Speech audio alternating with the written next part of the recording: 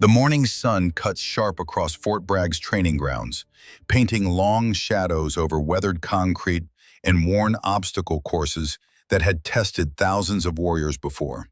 Captain Elara Thorne stepped from the administrative building into air that tasted of diesel fuel, gun oil, and North Carolina pine. 28 years old, 5'7", lean muscle wrapped tight over a frame that had been broken and rebuilt more times than her carefully sanitized personnel file would ever acknowledge. Her boots hit gravel with the measured cadence of someone who'd learned long ago that unnecessary sound could mean the difference between breathing and bleeding out in foreign dirt under hostile stars. She wore the standard olive drab uniform without a single modification. No unit patches proclaiming brotherhood forged in fire. No campaign ribbons telling stories of distant battles. No commendations marking her as exceptional among the exceptional. Nothing that marked her as different from a fresh officer straight out of training, still soft and untested. Just regulation everything, crisp and anonymous, like she'd been issued from supply that morning along with the rifles and ammunition. The Joint Task Force training program had assembled 24 of America's finest killers. Navy SEALs who'd hunted high-value targets through Kandahar's labyrinth streets, kicking down doors at 3 in the morning with the certainty that hesitation meant death. Delta Force operators who'd done things in Yemen and Somalia that would never see congressional oversight. Actions that existed only in classified files buried so deep they'd been effectively erased from history. Rangers who could call artillery danger close and walk away grinning while the earth shook beneath their boots. Air Force Special Tactics controllers who'd coordinated strikes that turned grid coordinates into graves, watching through thermal imaging as buildings became tombs. And then there was Elara, number 25, the outsider, the anomaly that didn't fit the pattern. She crossed the quad toward the Tactical Operations Building, aware of eyes tracking her movement like targeting reticles finding range. Conversations didn't stop when she passed. That would have been too obvious, too crude. Instead, they shifted, lowered, took on that particular edge that men develop when discussing something they find simultaneously fascinating and offensive. A woman in their midst, not as support staff or administrative personnel where women belonged, but as an operator, as one of them. The presumption offended them at a level they couldn't quite articulate but felt in their bones. Inside the briefing room, the temperature dropped 10 degrees. Not from air conditioning straining against Carolina summer heat, but from the collective chill of 24 alpha predators deciding whether the newcomer was pack or prey. The walls were decorated with unit insignia from every Special Operations Command. SEAL tridents, Special Forces flashes, Ranger tabs, Delta unit patches that officially didn't exist. A gallery of elite warriors watching over their descendants. Lieutenant Darius Kane lounged against the front desk, all 6'2" of compact violence wrapped in the casual arrogance of someone who'd survived things that killed better men. 12 years as a SEAL, 3 Afghanistan deployments where he'd stacked bodies like cordwood, 4 bronze stars with valor devices that he wore with the indifference of someone who knew his worth wasn't measured by metal pinned to cloth. His face carried that particular weathering that came from too many nights in too many deserts, too many cities reduced to rubble, too many moments when split-second decisions determined who went home and who went home in boxes. Eyes the color of gunmetal tracked Elara like targeting reticles, finding range and calculating windage. "Well, look what the Pentagon shipped us," he announced, voice pitched to carry through the room like a challenge. "Diversity hire with a nice new commission. Tell me, Captain, which box did you check to fast-track through selection? Female? Or did you find some other special category to exploit?"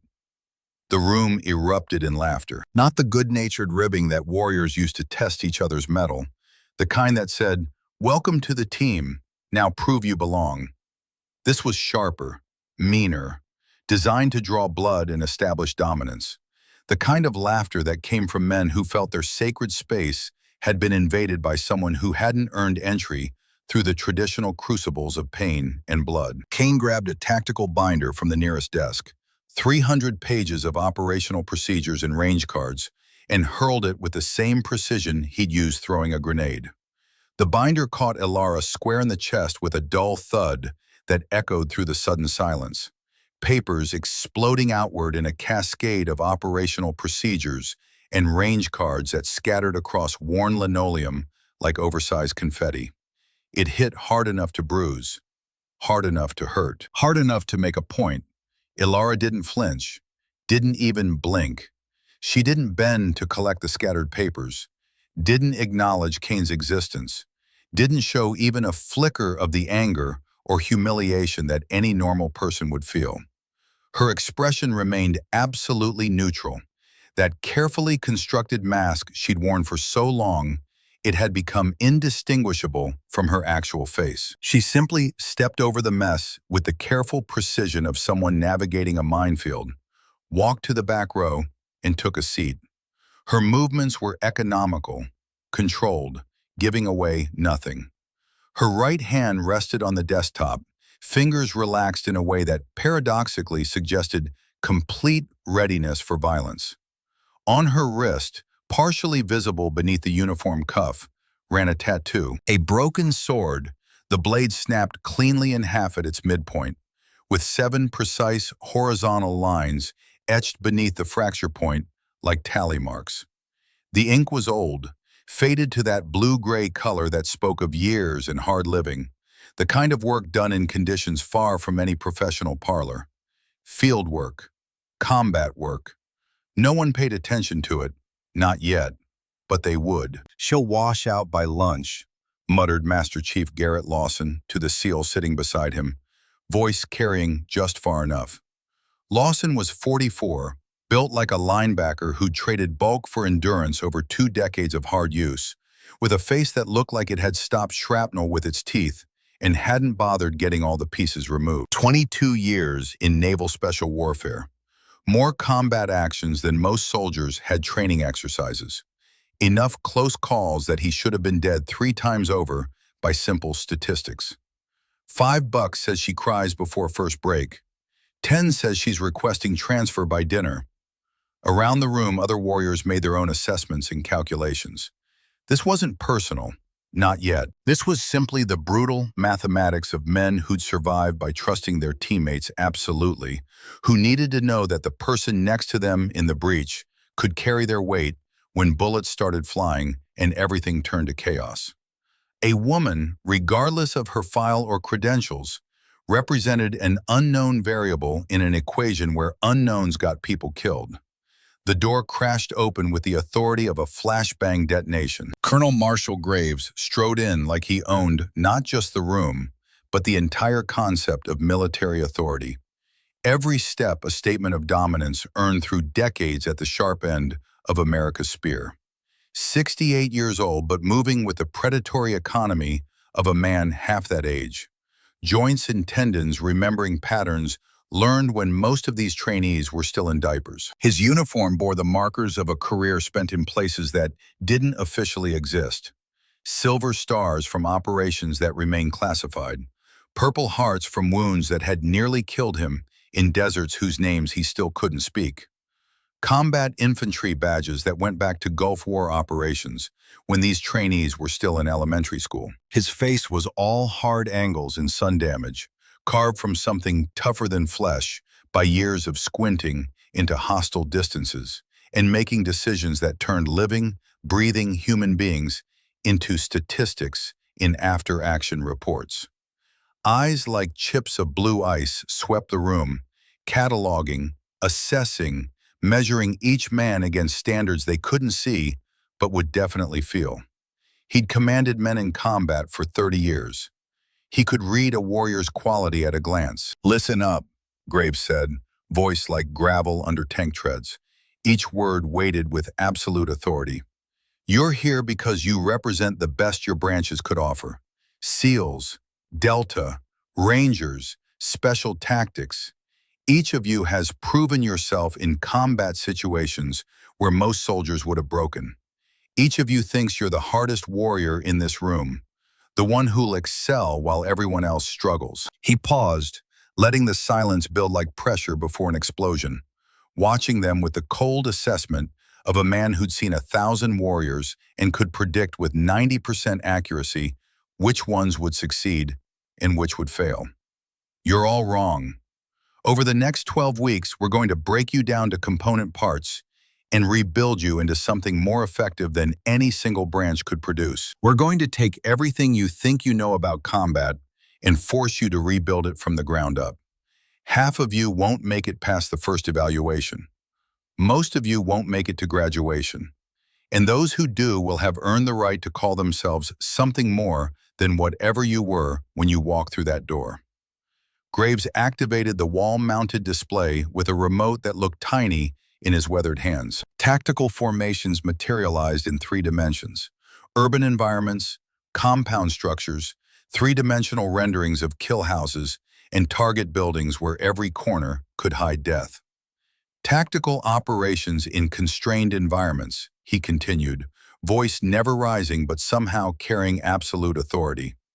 You'll learn to function as a unified element across all operational domains. Close quarters battle where hesitation means friendly fire casualties. Urban warfare where every window could hide a sniper and every doorway could be booby-trapped. Hostage rescue where one wrong move means dead civilians and international incidents. High-value target elimination where the margin between success and catastrophic failure is measured in fractions of seconds. Every scenario designed to expose your weaknesses and punish your mistakes until you learn or you quit. For the next 90 minutes, Graves dissected combat scenarios with the surgical precision of a master craftsman explaining his art. Entry techniques that balanced speed against security.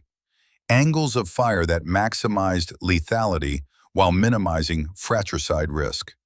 Communication protocols that could mean the difference between coordinated violence and chaos. The physics of violence in confined spaces where ricochets killed as many people as direct fire, where flashbangs in the wrong room could permanently blind hostages, where every decision cascaded into consequences that compounded geometrically. Throughout the lecture, Ilara's pen moved across her notebook in slow, deliberate strokes that suggested absolute concentration. She never looked up from the page, never asked questions when Graves paused to invite them, never made eye contact or did anything to draw attention to herself. The only indication she was processing the information, rather than simply transcribing it, came when Graves described a particularly complex extraction scenario involving multiple hostages, limited exit routes, and hostile reinforcements converging on the position. Her pen paused for perhaps 2 seconds, the nib resting against paper as if she was running calculations or comparing the scenario against personal experience. Then it resumed its steady progress across the page, leaving neat lines of text that, if anyone had bothered to look, would have shown not student notes, but professional analysis that incorporated considerations Graves hadn't even mentioned. Kane noticed the pause. He leaned toward the ranger sitting next to him, a broad-shouldered man named Webb, who'd made his reputation breaching doors in Fallujah. "Look at her," Kane said, voice deliberately loud enough to carry, probably drawing stick figures, needs pictures to understand the big words we're using. Subdued laughter rippled through the nearby seats like a wave finding shore.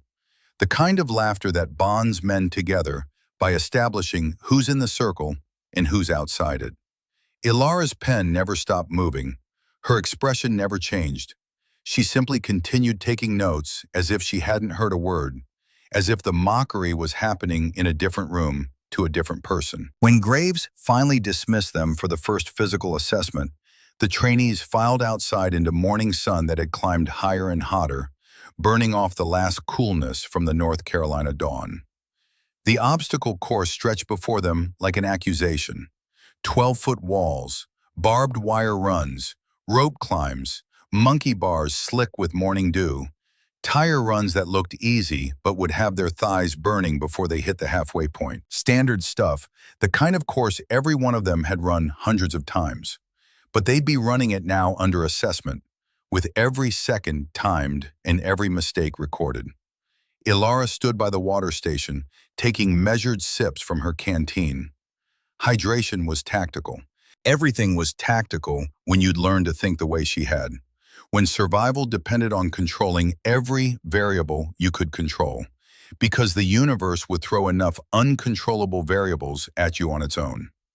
Corporal Marcus Webb spotted her and sauntered over, all 200 pounds of infantry muscle and misplaced confidence that came from thinking physical dominance was the only kind that mattered. He grabbed a plastic cup, filled it from the water cooler with exaggerated casualness, and without breaking stride, flung the contents directly at Ilara's chest with a flick of his wrist that sent water exploding across her uniform. Water detonated across her uniform, soaking through fabric in an instant, dripping onto her boots in a steady patter. The cold shock of it should have made her gasp, should have made her react. She didn't.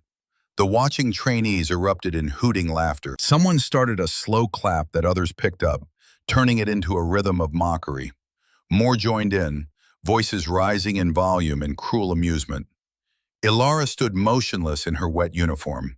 Water trickled down her sleeve, collected at her wrist where the broken sword tattoo darkened with moisture, the 7 lines beneath it seeming to stand out more clearly as the water made the old ink swell slightly. She didn't wipe it away, didn't acknowledge Webb, didn't acknowledge any of them. Her face remained absolutely neutral, revealing nothing of whatever thoughts or emotions might exist beneath the surface. She simply screwed the cap back on her canteen with mechanical precision, each rotation exact and controlled, and walked toward the starting line of the obstacle course.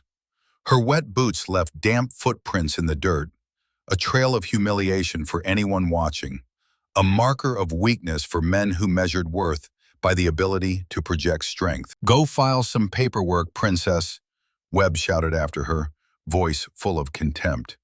"This is a warrior course, not a typing pool." The laughter followed her all the way to the starting position, a sound like hunting dogs on a scent, predatory and cruel. What happened next killed the laughter dead. The instructor's whistle cut the air like a blade.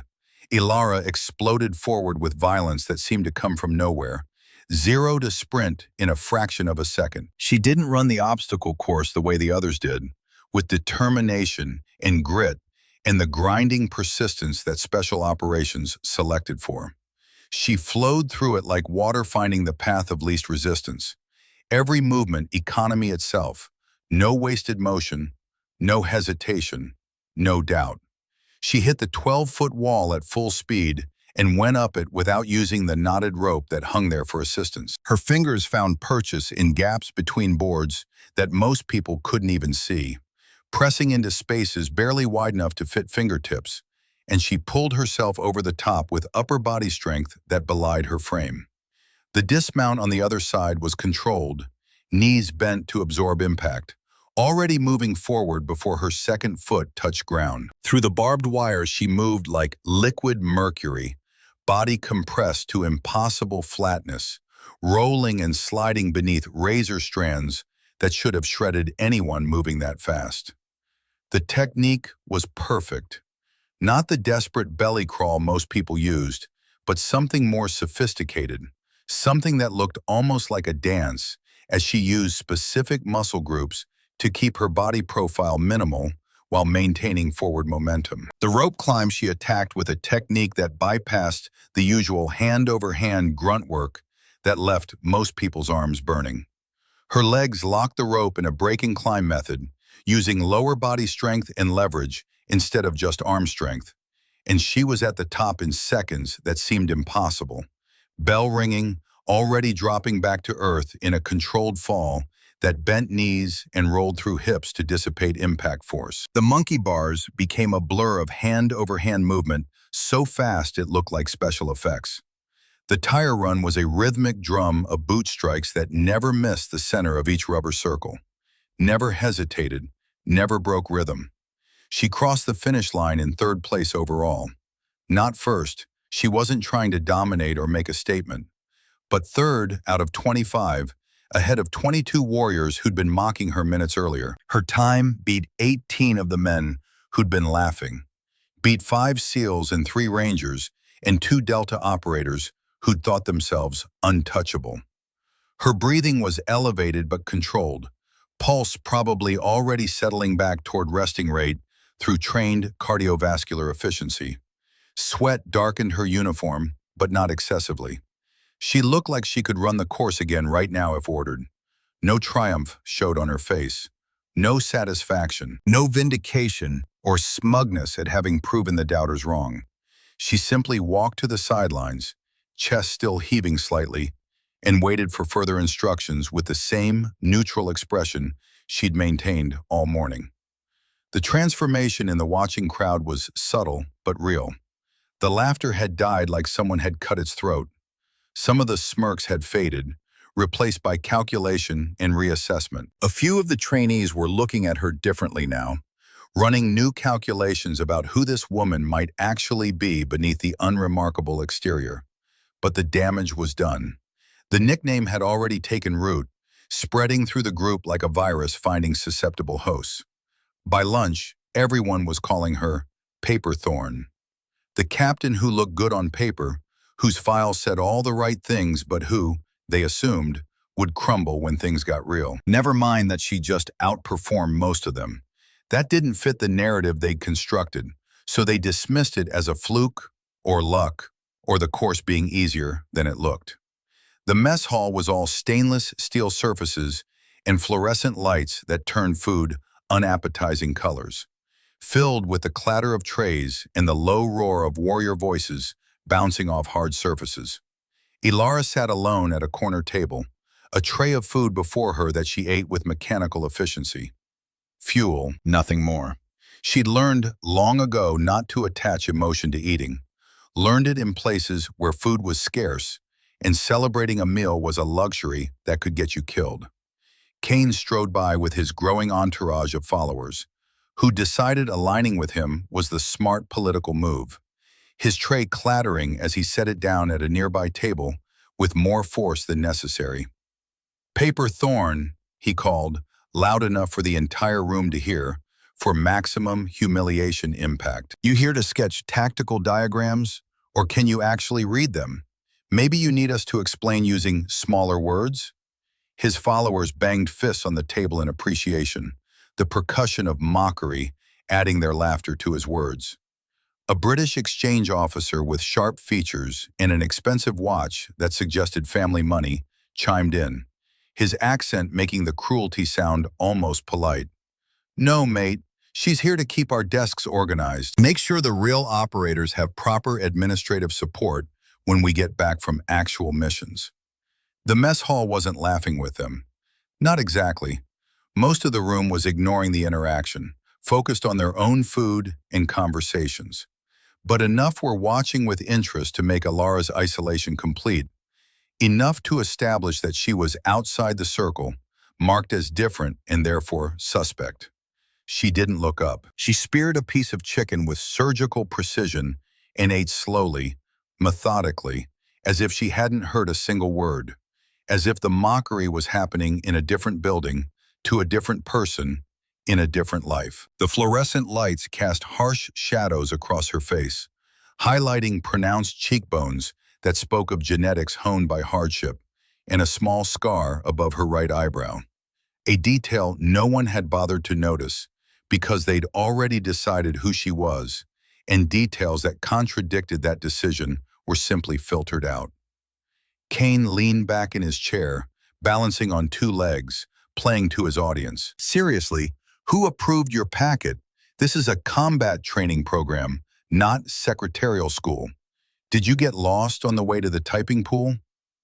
A few trainees glanced at Ilara, waiting for her to snap back, to show some sign that the constant barrage was penetrating her armor, that she was human enough to feel the cuts they were inflicting. She didn't give them the satisfaction.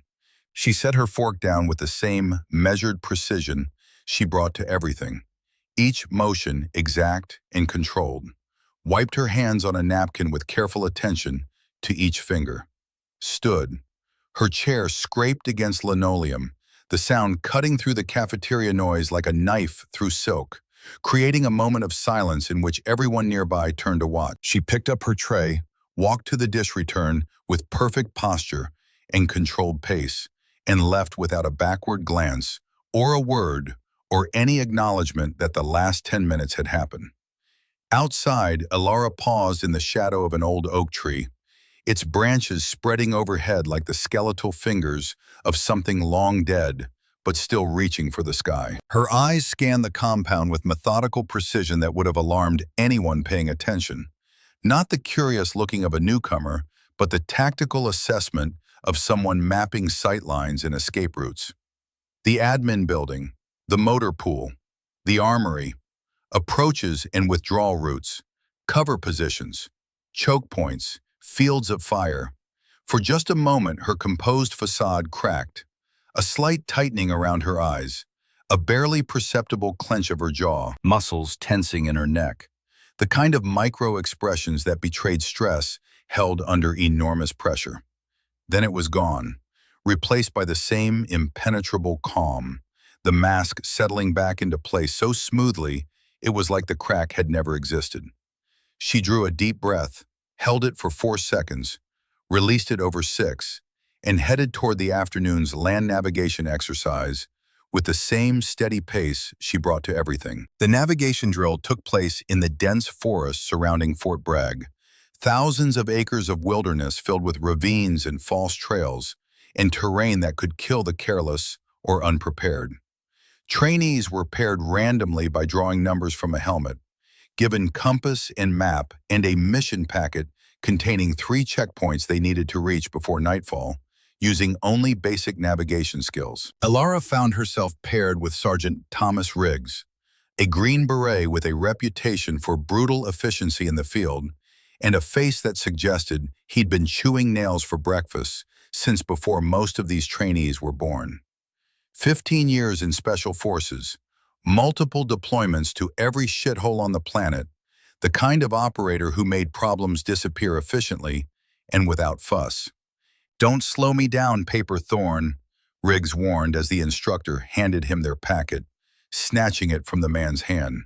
"I've got a perfect record in land nav, not letting some quota hire ruin it because she can't read a map."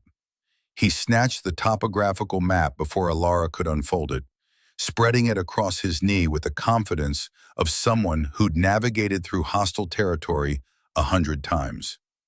"I'll handle this. You just try to keep up and stay out of the way." The 4-man team headed into the forest at Riggs's punishing pace, boots crunching through undergrowth, branches whipping at faces and hands.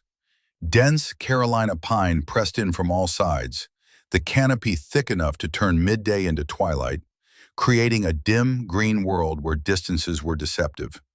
The air smelled of decomposing leaves and red clay and the organic rot of a forest in summer. Elara trailed behind, compass in hand, eyes constantly scanning, not just looking but reading terrain, tracking their progress against the mental map she was building with each step, each landmark, each subtle change in elevation or drainage pattern. The way water would flow, the way military planners would route supply lines, the way an enemy would establish an ambush. 30 minutes in, Riggs halted abruptly, teams stacking up behind him. They were nowhere near the first checkpoint. The map was crumpled in his fists as he squinted at their surroundings, trying to match the topographical lines to the anonymous forest around them, all of which looked exactly the same to someone who didn't know how to read the subtle differences. "This is bullshit," he muttered, voice carrying frustration. "They changed the course markers. This isn't matching the terrain."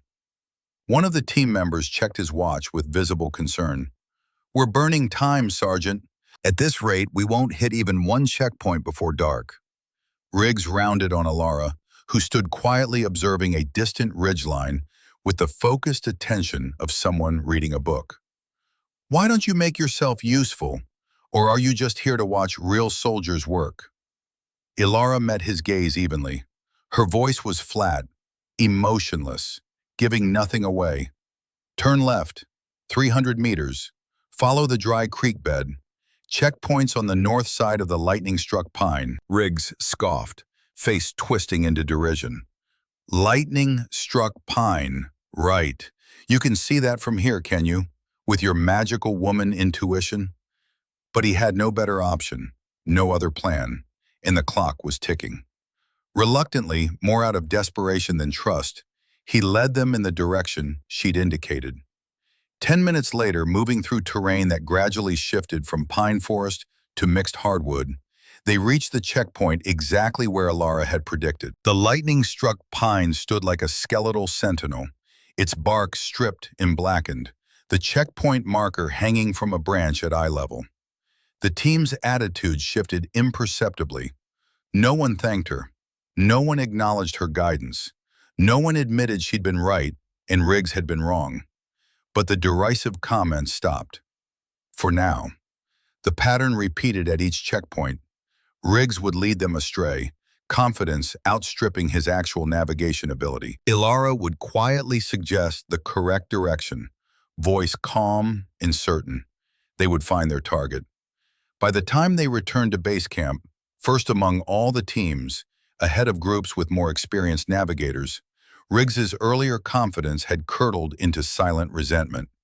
He'd been shown up by the woman he dismissed, and everyone knew it, and his ego couldn't process the discrepancy between what should have happened and what did. That evening, during equipment inspection, as the sun painted the sky orange and red, Corporal Devin Marks grabbed Ilara's rucksack from the lineup where they'd all placed their gear for review and dumped its contents onto the dirt with casual cruelty. Socks, flashlight, folded map, water purification tablets, and a weathered pocket notebook spilled across the ground in a jumble of personal equipment suddenly made public. "Let's see what Paper Thorn packs," he said, kicking at items with his boot. "Probably got makeup in here, tampons, romance novels." The other trainees crowded around, laughing as Marks held up her standard-issue water bottle like a trophy, like he'd discovered something incriminating. "Look at this. Basic issue. No customization. You buying gear at the surplus store, Thorn? Can't afford the good stuff on a captain's salary?" Ilara knelt to gather her belongings, hands steady despite the circle of men around her, despite the humiliation of having her personal effects scattered and mocked. But when Mark stepped on the notebook, grinding it into the mud with deliberate pressure and a smile that said he knew exactly what he was doing, something flickered in her eyes. Something cold and final that was gone almost before it appeared. "Oops," Mark said, voice dripping with false innocence. "Guess you'll need a new diary. Maybe write about your feelings, about how mean we all are." She picked up each item without rushing, without showing anger, wiped mud from the notebook with her sleeve, fingers gentle as if it were something precious, repacked everything into her rucksack with the same methodical care, every item in its proper place. The instructor watched from 20 feet away, but said nothing, just called for the next inspection. The message was clear. She was on her own. No one would intervene. This was her problem to solve. Marks walked away, high-fiving Kane, leaving Ilara alone in the dirt as the sun continued its descent. That night, the women's barracks was nearly empty. Only 3 female trainees had qualified for the program, and the other 2, both experienced combat veterans with their own credentials and accomplishments, kept their distance from Ilara, influenced by the prevailing attitude, unwilling to risk their own standing by association with someone marked as weak. Ilara sat on her bunk, meticulously cleaning her gear with a small cleaning kit, each piece of equipment receiving careful attention. The mud-stained notebook lay open beside her, pages filled with precise technical drawings that would have shocked anyone who saw them. Combat formations showing multiple teams in complex tactical relationships, weapons schematics with calculations for ballistic trajectories and penetration values, urban assault patterns with notes about angles of fire and civilian evacuation routes. The work wasn't that of a novice studying theory or a student taking notes. It was the accumulated knowledge of someone who had implemented these tactics in conditions where mistakes meant death, where theory met reality and reality won every time. She traced a finger over a diagram labeled Compound Infiltration, Herat Province 2012, the notation casual and precise, as if this were just another day at another compound in another war. Then quickly closed the notebook as footsteps approached down the barracks corridor, metal-tipped boots clicking on tile. Lieutenant Sarah Michaels stopped at the foot of Alara's bunk. Army intelligence, sharp features that suggested quick thinking, calculating eyes that missed nothing and forgot less. She'd been running analysis in theater for 6 years, had enough dirt on enough people to end careers with a phone call. "Nice performance today, Thorne," she said, tone making it absolutely clear it wasn't a compliment, despite the word. "Playing the long game, aren't you? Come in looking weak, let them underestimate you, then show just enough skill to make them wonder. Classic intelligence operation tradecraft." Ilara tucked the notebook into her rucksack without responding, movements unhurried. Michael's smile didn't reach her eyes. "Women like you are why the rest of us have to work twice as hard to be taken seriously, riding the diversity quota to a cushy assignment, then washing out when the real work starts, confirming every prejudice these men have about us. You're not just failing yourself, you're making it harder for every woman who comes after you." Ilara met her gaze with the same impassive expression she'd worn all day. "Is there something you need, Michaels? Just wanted you to know we see through you. This isn't some Pentagon office where you can hide behind a desk and file reports. People die when someone like you takes up a slot that should go to a real operator. When we're downrange and bullets start flying, your file won't save you. Your diversity points won't matter. And the men who died because you weren't good enough won't care about your intentions." Ilara didn't respond. She resumed organizing her gear as if Michaels had already left, as if the conversation had ended the moment the other woman finished speaking. After a moment of tense silence, Michaels walked away, boot steps echoing down the corridor. Outside the barracks window, the North Carolina mountains loomed in moonlit silhouette, vast and indifferent to human dramas. Ilara glanced at them briefly. Her expression softened for just a moment, something ancient and tired showing through the cracks, before she returned to her preparations, hands moving with practiced rhythm that spoke of thousands of repetitions, of muscle memory built in circumstances she couldn't discuss and places she couldn't name. The third day brought close-quarters battle drills in the kill house, a multi-level structure designed to simulate clearing hostile buildings, live ammunition, live explosives. Mistakes didn't result in failed grades. They resulted in casualties, training rounds or not. The class was divided into assault teams. Kane was designated red team leader, chest puffing with self-importance as he gathered his element of 8 men, all of whom he'd carefully selected based on reputation and performance. Ilara was assigned to blue team as rear security, the position typically given to those considered least combat effective, the spot where someone could do minimum harm if they froze or panicked. "She's going to get us all killed from behind," Kane announced when assignments were posted, voice carrying to ensure everyone heard his assessment. "Probably shoot us in the back when things get confusing." Blue team members weren't thrilled either. A Spanish naval special warfare operator named Vargas muttered to his buddy, voice intentionally loud, "Perfect. We're stuck with the secretary. Maybe she can file a report while we're getting shot." The scenario controller handed Ilara a clipboard with tactical frequencies and team rosters. "Don't screw this up, Captain. Blue team's already at a disadvantage with numbers. Can't afford dead weight." The simulation began with the wail of alarms that would have signaled incoming attack in a real compound.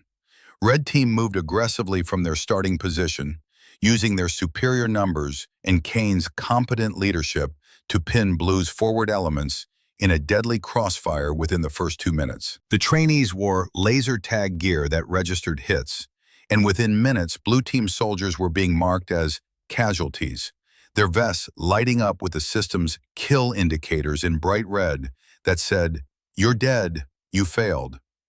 In the command post, a small room with video feeds from cameras throughout the kill house, Ilara marked positions on the tactical map with red grease pencil, tracking both teams' movements. Her movements were quick but composed, showing no sign of the panic that should have been setting in as Blue Team was systematically eliminated.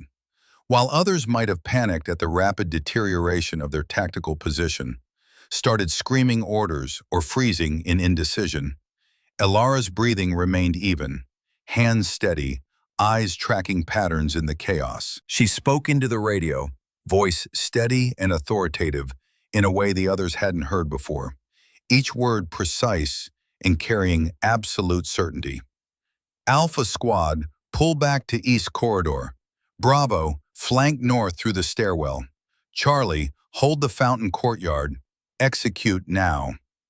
Blue's field commander, a Norwegian special operations officer with a blonde buzz cut and 15 years of experience, hesitated. The tactical display showed their forces being systematically eliminated, the red team pushing forward with overwhelming momentum. Standard tactics said, consolidate, defend, try to hold what you had. That's suicide, Captain. We need to consolidate forces, not— Trust me, Ilara interrupted, voice carrying steel-edged certainty that permitted no argument, that bypassed rank and experience and spoke directly to something deeper. Execute now. Something in her tone, the absolute confidence, the suggestion of knowledge beyond what her file should contain, made the Norwegian nod slowly. Do it. All elements, execute Captain's orders. What followed was a master class in tactical deception that would be studied in after-action reviews for months. Ilara had recognized a pattern in Red Team's movements during the first 2 minutes, a pattern Kane probably didn't even realize he was following. He was aggressive but predictable, overly reliant on his numerical advantage, pushing forward without adequate flank security because he assumed Blue Team was already broken. By conceding territory in a controlled withdrawal, Ilara created the illusion of Blue Team collapse, letting Kane think his aggressive push was working. While he was focused on the apparent victory in the center, she was maneuvering units into his blind spots through secondary corridors he'd ignored, setting up a classic pincer movement using the building's architecture against him. 3 minutes later, it was over. Alpha Squad, having withdrawn to the East Corridor, suddenly reversed and came through a connecting passage Kane had forgotten existed, catching his main force in a devastating crossfire. Bravo, having flanked north through the stairwell, swept down from the second level, cutting off Red Team's retreat route. Charlie, holding the fountain courtyard, prevented reinforcements from stabilizing Red's collapsing position. Red Team was wiped out with surgical precision, their vests flashing in defeat. Kane standing in the central kill house courtyard with the expression of a man who couldn't quite process how victory had turned to utter defeat in 30 seconds. Blue Team erupted in cheers, backs slapping and high-fiving, adrenaline and relief flooding through them. The Norwegian commander approached Ilara, his earlier skepticism replaced with something approaching genuine respect, maybe even awe. "Where'd you learn that?" he asked, studying her with new eyes. "That wasn't textbook tactics, that was field experience." Ilara set the clipboard down, expression unchanging, giving nothing away. Practice, lots of practice. During the debrief, the scenario controller pulled up simulation data on the main screen, showing every move, every decision, every tactical adjustment. The data showed a 98% mission success rate with 0 friendly casualties, numbers that even the instructors rarely achieved in demonstrations, numbers that suggested a level of tactical sophistication that shouldn't exist in someone with Ilara's file. The room fell silent as the controller scrolled through the analytics, each chart and graph telling a story of near-perfect tactical execution. The controller looked at Ilara, his professional demeanor cracking just enough to reveal genuine surprise, maybe even suspicion. "I've only seen this kind of precision once before," he said, voice trailing off as if he'd started to say something else and thought better of it. His eyes dropped to Alara's wrist, where her sleeve had ridden up slightly during the debrief. The broken sword tattoo was partially visible now, faded blue-gray ink catching the fluorescent light. 7 horizontal lines beneath the shattered blade. The controller's face went pale, his mouth opened slightly. He looked like he'd seen a ghost, like someone had just walked into the room who should have been dead and buried years ago. In the back of the room, Colonel Marshall Graves had entered during Alara's presentation. Now he stood frozen, staring at that tattoo with an expression that cycled through shock, recognition, and something that looked almost like grief mixed with hope.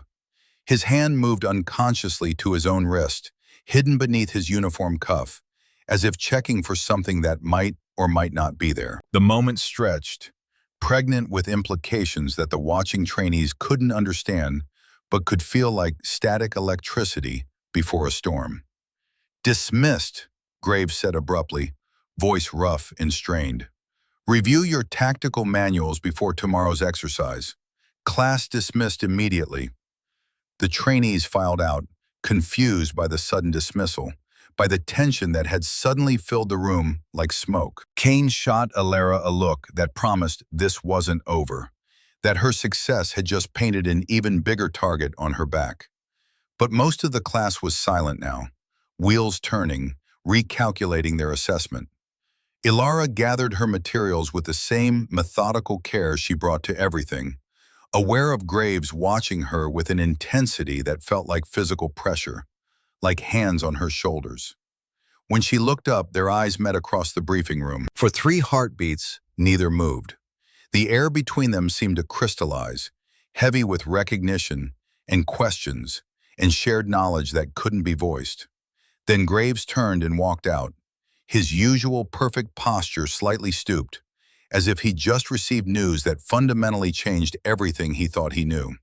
But Alara had seen it in his eyes, the recognition, the knowledge, the understanding. Someone knew what that tattoo meant. Someone knew who she really was, and that meant everything was about to change. That night, Alara waited until the barracks had fallen silent, her fellow trainees deep in the exhausted sleep of people who'd pushed their bodies to the limit. She slipped from her bunk with the silence of long practice and moved to the window, checking to ensure the area was clear, scanning for any observers or security patrols that might notice her movements. From a hidden compartment in her boot heel, a space that wouldn't be found in any normal inspection, she removed a small, encrypted phone that wouldn't appear in any official inventory, that couldn't be traced through normal channels. She typed a brief message with practiced efficiency. "Compromised. Graves knows. Advise." The response came seconds later, as if someone had been waiting for her contact. "Maintain cover. Await contact. Do not initiate." Alara deleted both messages with practiced motions, the phone's security protocols ensuring nothing remained in memory. She returned the device to its hiding place and stood by the window for several minutes, face illuminated by moonlight, revealing an expression she never showed during daylight.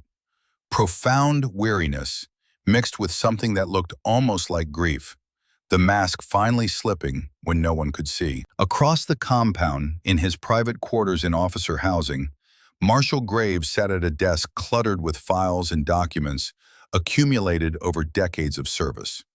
A black and white photograph lay before him, a team of soldiers in desert camouflage, their faces purposely blurred for operational security in the way truly classified units blurred their photos. Except for one face, one female operator whose features were clear, whose identity was supposedly known and cleared. And on her exposed wrist, clearly visible in the photograph, was a broken sword tattoo with 7 lines beneath it. Graves picked up a secure phone with a scrambled line that bounced through 3 satellites and dialed a number from memory, one he'd called perhaps a dozen times in 10 years. "It's me," he said when the call connected, when the click indicated the encryption had engaged. "She's here. Warrior 26 from Echo Company, at Fort Bragg, in my training program." A long pause, as he listened to the voice on the other end, a voice that spoke with the authority of someone very high in the chain of command. Yes, I'm absolutely certain. The tattoo matches. The tactical signature matches. The skill level is exactly what we'd expect. It's her. Another pause, longer this time. Understood. I'll make contact when the time is right, when we can ensure secure communication. But sir, if she's here, if she's surfaced after all this time, it means she's made her move. It means the mission is active again. And that means he stopped, listening, his weathered face growing grim. Yes, sir, I understand. Graves out. He ended the call and opened a file folder labeled Operation Nightshade, Classified, Eyes Only. The classification level was so high it shouldn't have existed outside of a vault. Yet here it was in his quarters, testament to how far outside normal channels this had always operated. Inside was a single page containing a list of names, most crossed out in red marker with dates beside them. Dates of death, dates of elimination, dates when the mission had ended for those warriors. Near the bottom, one name remained unmarked, the only one without a red line through it. Thorn, E/Warrior26/status, unknown. Graves pulled out a pen and after a moment's hesitation, drew a single line under the name instead of through it. Not dead, not lost, but found. Active, present. He closed the file and placed it back in his safe, spinning the combination lock, securing secrets that had remained buried for over a decade. Outside, the North Carolina night pressed cold against the windows. Stars brilliant above the training grounds where tomorrow's warriors slept, unaware that one among them carried secrets that could shake the foundations of everything they believed about honor, duty, and the chain of command.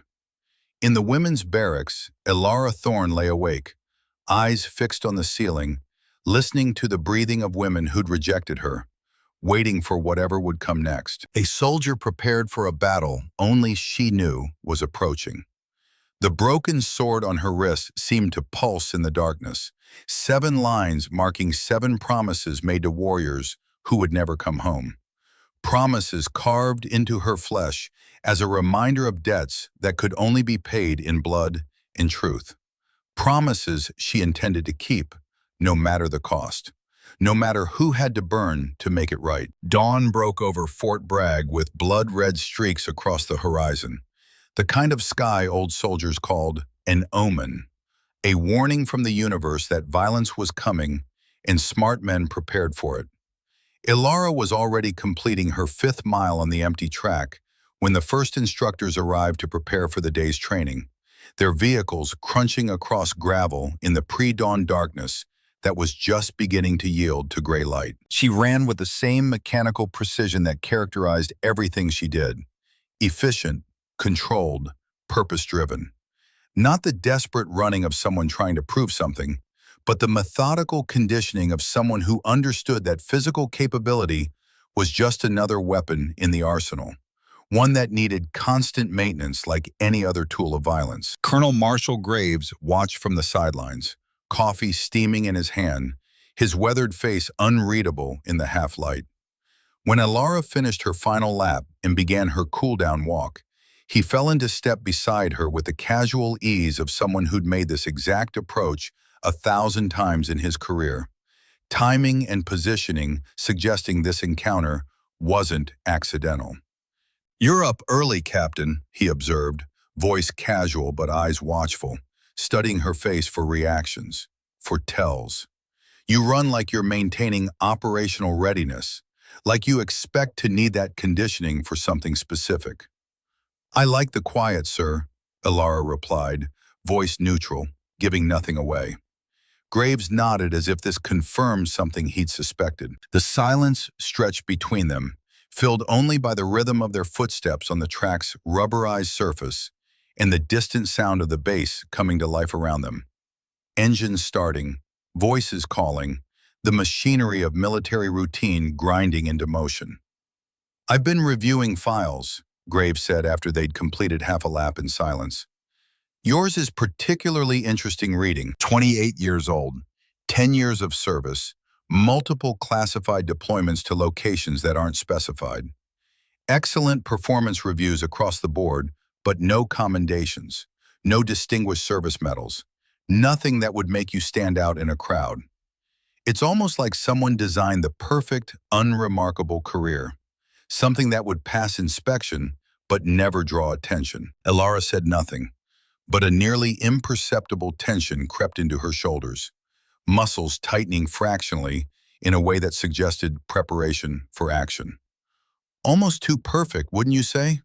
Graves stopped walking, forcing Elara to either stop or appear insubordinate by continuing. She stopped, like someone spent considerable time and effort crafting a legend that would hold up under standard scrutiny, but would collapse under the kind of examination someone with my resources and experience could bring to bear. Is there a question in there, sir? Graves's voice dropped lower, quiet enough that no one else could have heard, even if there had been anyone else on the track. Who are you really, Captain Thorne? Because I've been doing this long enough to recognize when something doesn't add up, when the surface story doesn't match the underlying reality. For a moment, something flickered behind Elara's carefully composed expression, something cold and assessing that didn't belong on the face of a mere paper soldier, something that suggested depths of experience and capability that her file explicitly denied. Then it was gone, replaced by the blank professionalism she always displayed. I'm exactly who my file says I am, sir. Nothing more, nothing less. Graves held her gaze a moment longer, his own eyes revealing nothing of whatever calculations were running behind them. Then he nodded once, a gesture that could have meant acceptance or dismissal, or something else entirely. Carry on, Captain. He walked away, leaving Elara alone on the track. The rising sun cast her elongated shadow across the empty field, a dark silhouette that stretched toward the mountains beyond Fort Bragg's boundaries, toward terrain that would soon become very relevant to her future.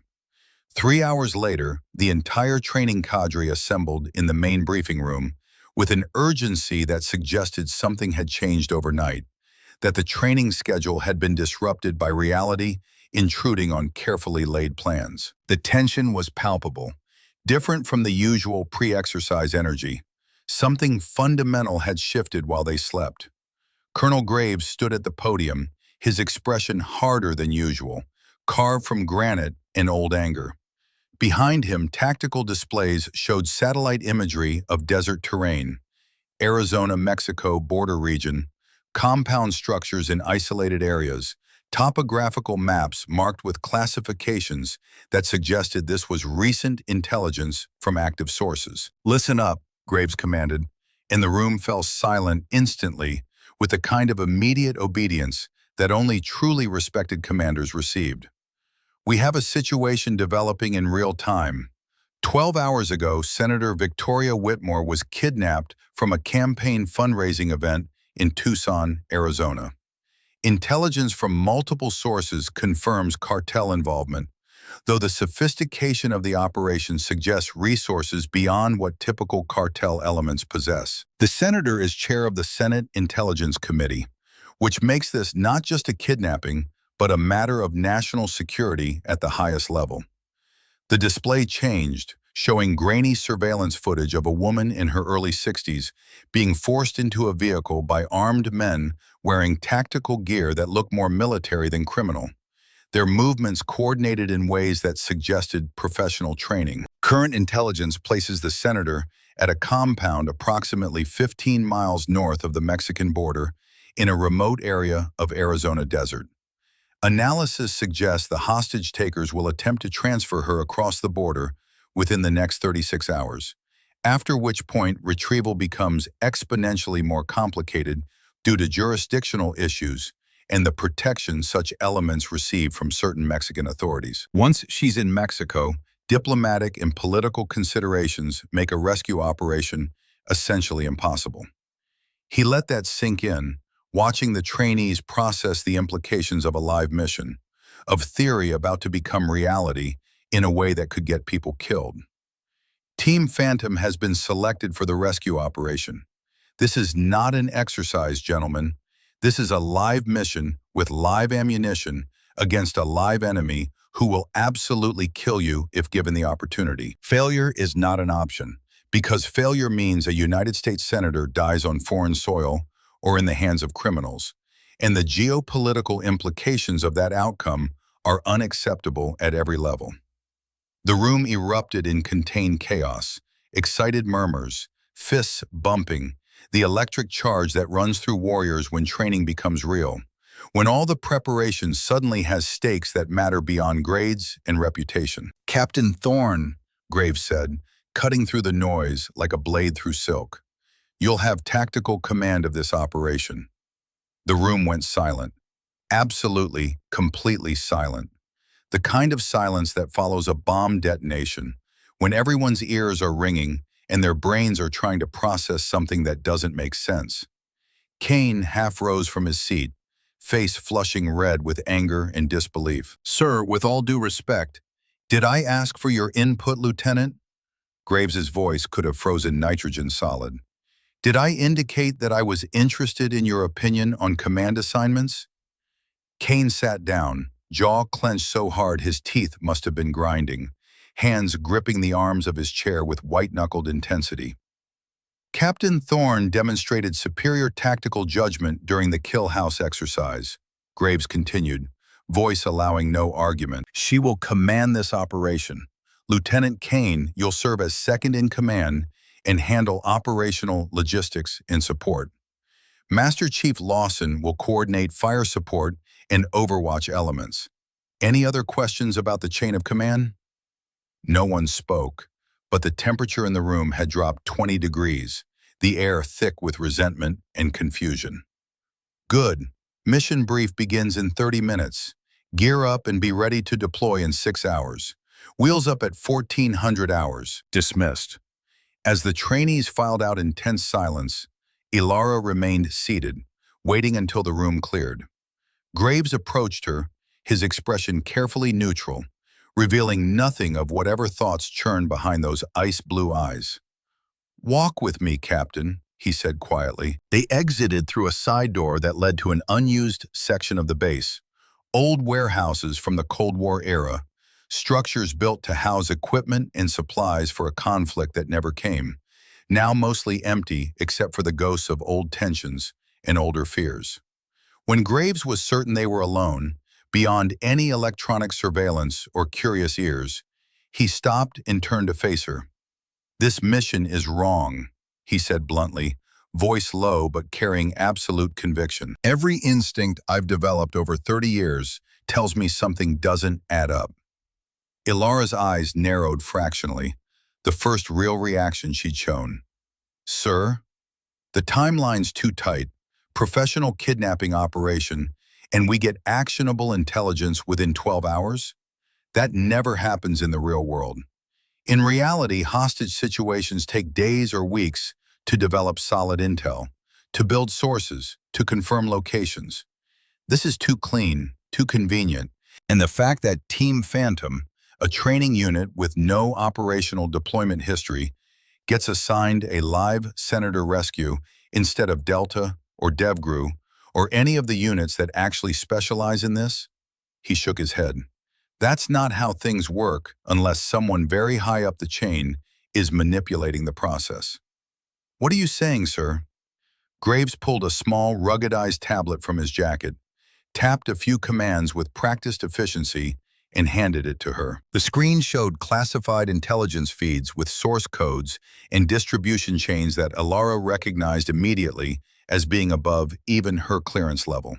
The kind of information that shouldn't be accessible outside of secure facilities. "I've been doing this long enough to know when something smells wrong," Graves said, voice carrying the weight of decades of experience reading between the lines of official narratives. "So I did some digging through channels I'm not supposed to have access to anymore, calling in favors from people who owe me their careers or their lives. This entire operation was greenlit by someone very high up the chain, someone with enough authority to bypass normal approval processes, someone who specifically requested Team Phantom for this mission. Someone who specifically requested you as tactical commander. Ilara scrolled through the data on the tablet, her expression hardening with each line of text, each revelation of manipulation in orchestrated events. General Richard Keller. You know him? Graves asked, studying her face intently. I know of him. Ilara's voice was flat, emotionless, but her knuckles had gone white around the tablet's edge, the only visible sign of the rage she was suppressing. I know what he's capable of doing to people who get in his way. Graves studied her carefully, seeing past the mask to whatever truths she was keeping locked away. That tattoo on your wrist, I recognized it yesterday during the Kill House debrief. Broken sword with 7 lines beneath the break. That's Echo Company designation, the unit marking for operators in a program that officially never existed. I commanded special operations in this theater during the Syrian intervention period. Echo Company was under my purview until the program got transferred to Keller's authority in early 2012. Ilara said nothing, but she'd stopped breathing, body absolutely still in a way that suggested either total calm or total preparation for violence. Echo Company was lost in a classified operation that same year, Graves continued, voice roughening with emotion he couldn't quite suppress. 20 elite operators, the absolute best we had from every branch. Complete unit loss during a mission that went catastrophically wrong. Bodies never recovered due to structural collapse at the target site. Official story was a mission compromise followed by catastrophic structural failure during extraction. But I never believed it because the timeline was wrong, the after-action reports were too sanitized, too clean, and General Keller, who'd taken operational control just weeks before the disaster, got promoted to Brigadier General 6 months after Echo Company died. Why are you telling me this, sir? Ilara's voice was barely above a whisper. Graves's voice roughened with barely contained emotion, with 11 years of grief and rage that he'd kept professional and buried, but never truly processed. Because my son was Warrior 17, Captain Derek Graves, 29 years old, Delta Force, best tactical mind I've ever seen in 30 years of evaluating warriors. They told me he died in a training accident at a classified location, classified circumstances. Wouldn't let me see his body, wouldn't let me attend any kind of service, just handed me a folded flag and a bullshit story about him serving his country with honor and distinction. Ilara met his eyes, and for the first time since arriving at Fort Bragg, her mask cracked completely, revealing the person underneath, scarred, damaged, carrying burdens that would have crushed most people. Derek was a good man, sir, a good warrior.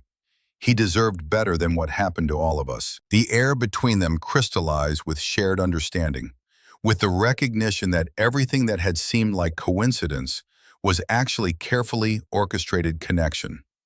So you are Warrior 26, Graves said, voice catching slightly. The ghost, the one who survived when everyone else died. Barely survived, sir. Ilara's voice was raw now, no longer the controlled monotone she'd maintained for days. The compound was rigged with enough explosives to level a city block. Keller gave the order to sanitize the site while we were still inside, while we were completing the mission he'd sent us to accomplish. 19 of us died in the explosions, died following orders from a commander who decided we were more valuable dead than alive. I only survived because I was in a lower tunnel section when the charges went off. Took me 2 years in a Turkish hospital to remember my own name. Another year to piece together what really happened, to understand that we'd been deliberately murdered by our own command. And now you're here. Now I'm here, Ilara confirmed, voice steadying as she retreated back behind her professional mask. Because Keller's not done. He's still running his shadow program, still using operators as disposable assets for operations that will never appear in any official record. And this mission, she gestured at the tablet, this mission is a trap designed specifically to eliminate me and anyone I might have told about what happened in Syria. Graves nodded slowly, his own suspicions confirmed. I came to the same conclusion when I saw the mission parameters. The question is what we do about it. I could scrub the mission, pull rank, cite operational concerns that make this too risky, and Keller would just set another trap, one you might not see coming, Ilara finished. One where I wouldn't have allies or warning. No, sir. We go forward. But we go forward smart, with our eyes open, in a contingency plan that doesn't end with me buried in the Arizona desert and Echo Company's truth dying with me. He pulled out his encrypted phone and showed Ilara a complex file structure containing thousands of documents organized with meticulous care. Everything I've compiled on Keller over the past 11 years. Evidence of corruption, illegal operations, financial irregularities, connections to defense contractors that cross every ethics line. Not enough to bring him down on its own. He's too well protected, has too many allies in positions of power, but enough to cause serious problems if it goes public at the right moment. Insurance, Ilara said, understanding immediately. Exactly. You go into Arizona, you execute this mission. But if I don't hear from you within 6 hours of mission completion, this entire package uploads automatically to every media outlet, every congressional oversight committee, every inspector general office I can reach. Keller can try to bury one rogue operator with a convenient story. He can't bury a coordinated information release from multiple sources that implicates him in a decade of criminal activity and puts his name in headlines he can't control. Ilara studied the older man, seeing past the colonel's insignia to the grieving father beneath, understanding that this had never been about regulations or proper procedure. This was personal for both of them. Her fighting for justice for her dead teammates, him fighting for justice for his murdered son. You've been planning this for a long time, sir. 11 years, Graves confirmed, voice thick with emotion he no longer tried to hide. Since the day they told me my son was dead, and I couldn't ask questions without being told it was classified, without being reminded that some things were beyond my clearance, even as his father. You're not the only one who wants justice for Echo Company, Captain. You're just the only one who survived long enough to be the weapon that delivers it. Then we finish it together, sir. They shook hands, the grip firm and lasting, the handshake of two warriors who understood that the mission ahead would likely end in death or court-martial, that they were committing to a course of action that would destroy their careers at minimum, and possibly their lives. But that some battles had to be fought regardless of the odds, regardless of the cost, because the alternative was living with compromises that would poison everything they'd ever believed about honor and duty. 6 hours later, Team Phantom loaded onto a C-130 transport at Pope Army Airfield, adjacent to Fort Bragg. The aircraft's interior was all exposed ribs and webbing, the smell of hydraulic fluid and sweat, and the particular odor of nervous men preparing for violence.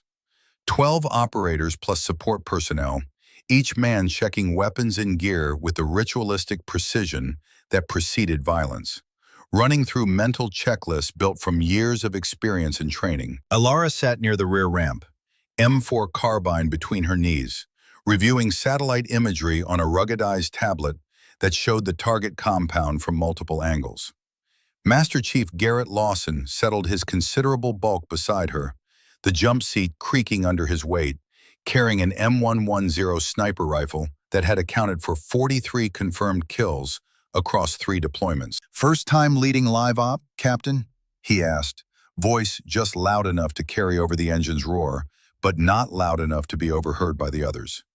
"No, Master Chief," Ilara replied, and something in that simple 2-word answer made Lawson look at her more carefully, seeing details he'd missed before in his rush to judgment. "Right," he said slowly. "Well, for what it's worth, the boys are coming around after that Kill House performance. That was some next-level tactical thinking. Still calling you Paper Thorn, but now it's almost affectionate." Kane approached from the forward section, moving with the easy balance of someone who'd logged thousands of hours in aircraft. He dropped into the seat across from Ilara, unrolling a tactical map. "We need to talk about the approach vector," he said without preamble. "Current plan has us inserting 2 kilometers north of the target. I'm recommending we adjust to 3 kilometers east. Use the ridgeline for concealment." Ilara studied the map carefully. Kane's suggestion made tactical sense on the surface. Better cover, harder for the enemy to detect their approach, but it also added 30 minutes to their movement time. "We stay with the original plan," she said, voice firm. "Speed is more important than perfect concealment. The longer we're in the field, the more chance of compromise." Kane's jaw tightened. "With respect, Captain, I've got 12 years of operational experience. The Eastern approach is sound tactics. And I've got reasons for my decision that you're not cleared to know about, Lieutenant. We use the Northern approach." For a moment, Kane looked like he might push back harder. Then something shifted in his eyes, a flicker of calculation that Ilara caught and filed away for later consideration. "Understood, Captain," he said, voice neutral. He rolled up the map and returned to his seat. Lawson waited until Kane was out of earshot. "You don't trust him." "I don't trust anyone on this mission, Master Chief. Present company very much included." The C-130 began its descent into Arizona airspace as twilight painted the desert in shades of purple and gold. Through the small windows, Ilara could see mountains giving way to flat scrubland, the kind of terrain that looked empty but could hide an army. The loadmaster gave the 10-minute warning. Operators stood as one, checking each other's gear in the final ritual before insertion. Ilara felt hands checking her vest straps, her weapons retention systems, her radio placement. Anonymous assistance from warriors who might not respect her, but understood that in combat, everyone's survival depended on everyone else's readiness.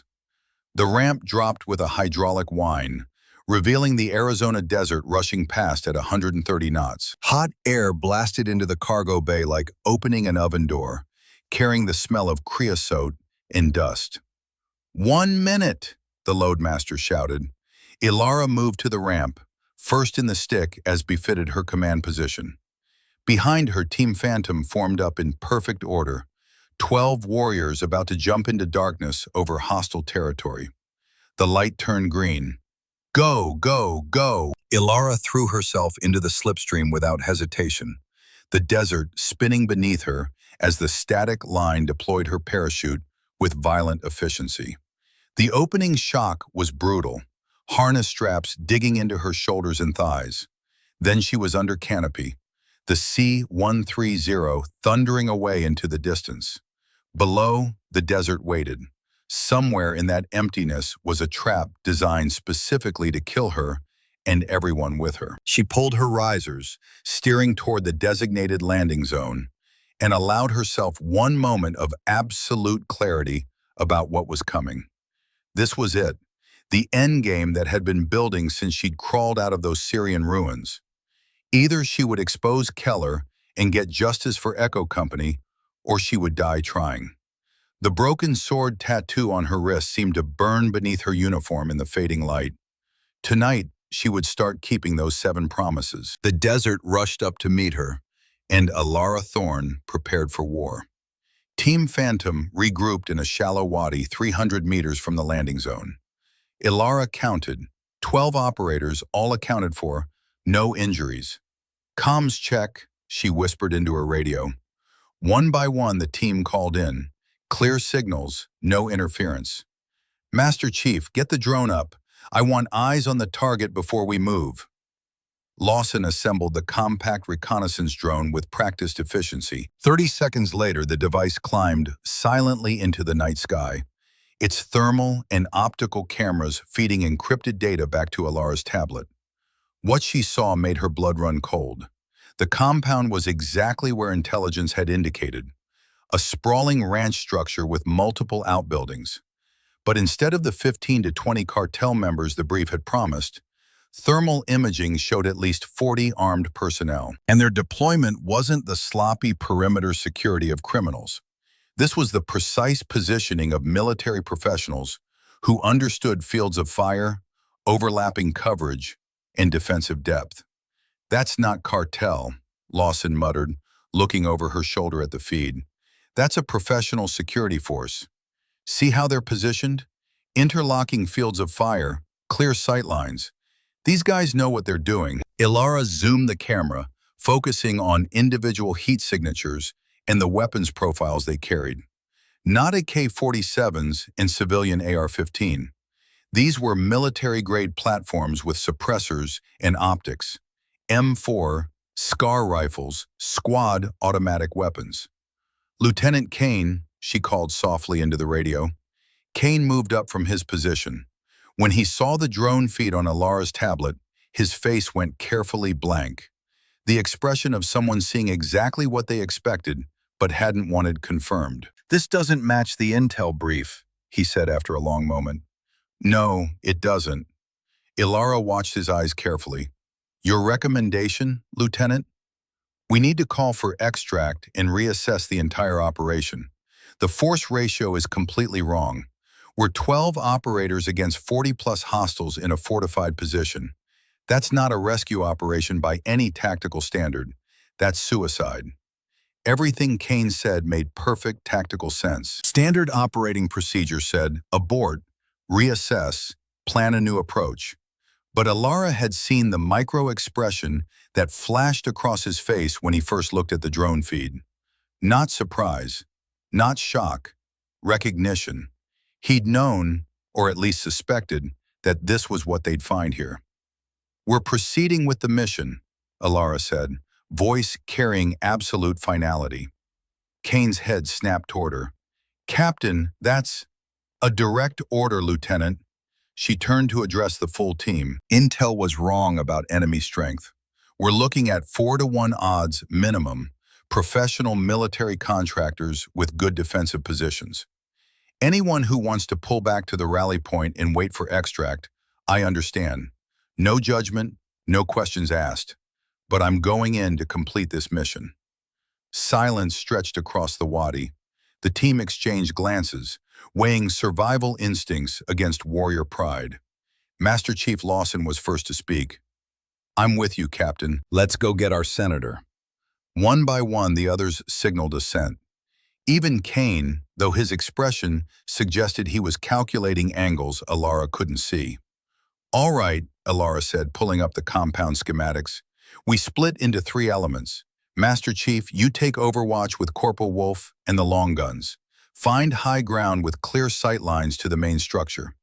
Lawson nodded. "Element 2 with Lieutenant Kane holds the northern perimeter. You're our emergency exfil route." Kane's expression was unreadable, but he acknowledged with a curt nod. "Element 3 with me infiltrates via the drainage system on the south side. There's an underground level, probably where they're holding the senator. We go in fast and quiet, locate the package, extract via the route Element 2 secures." Questions? "Rules of engagement," someone asked. "Weapons free on anyone showing hostile intent, but positive identification before you shoot." Some of these contractors might not know what they're really part of. The team moved out in near-perfect silence, 3 elements flowing through the desert darkness. Ilara led her 5-man element toward the southern approach, moving through terrain that provided minimal cover, every sense heightened by adrenaline and training. They reached the drainage culvert exactly where the plans indicated. Ilara clicked her infrared light, illuminating the passage ahead. "Wolf, you're on point." "I'm right behind you." Corporal Iris Wolf took point without hesitation. 26 years old, compact and fast, she moved into the tunnel with her weapon up and ready. The culvert smelled of rust and stagnant water. They moved in single file, each operator maintaining contact with the one ahead by touch. No radio traffic this close to the objective. 50 meters in, Wolf's hands shot up in the signal for immediate freeze. Ilara moved up beside her. A junction box on the culvert wall, modern electronics that didn't belong, motion sensor tied to an alarm system. She examined it carefully. There was a gap in its coverage, maybe 8 inches at floor level. They could squeeze through one at a time. She went first, the sensor's invisible beam passing inches above her back. The others followed. 5 minutes to move 10 feet, but they made it through undetected. The covert opened into a larger chamber with a ladder leading up. Ilara checked her tablet, confirming their position. They were directly beneath the main structure now. She climbed the ladder, tested the access hatch at the top. Locked, but the mechanism was old. She pulled a pry bar from her kit and applied pressure. Metal shrieked softly, then gave way. She pushed the hatch open slowly, weapon up, clearing the space above. An equipment room, empty except for HVAC machinery. They were inside.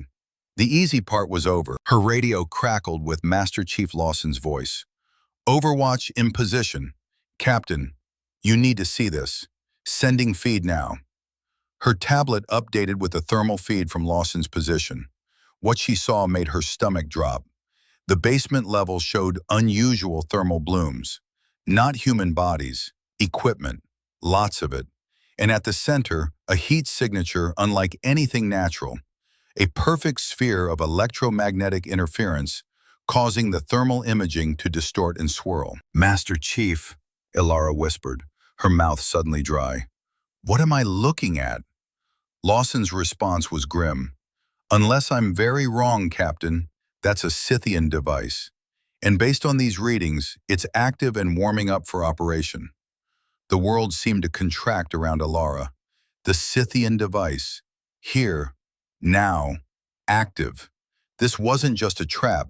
This was a field test. Keller was going to activate the device with Team Phantom in its broadcast radius, take control of her people, and eliminate everyone who knew the truth about Echo Company. And there wasn't a damn thing she could do to stop it, because they were already inside the kill zone.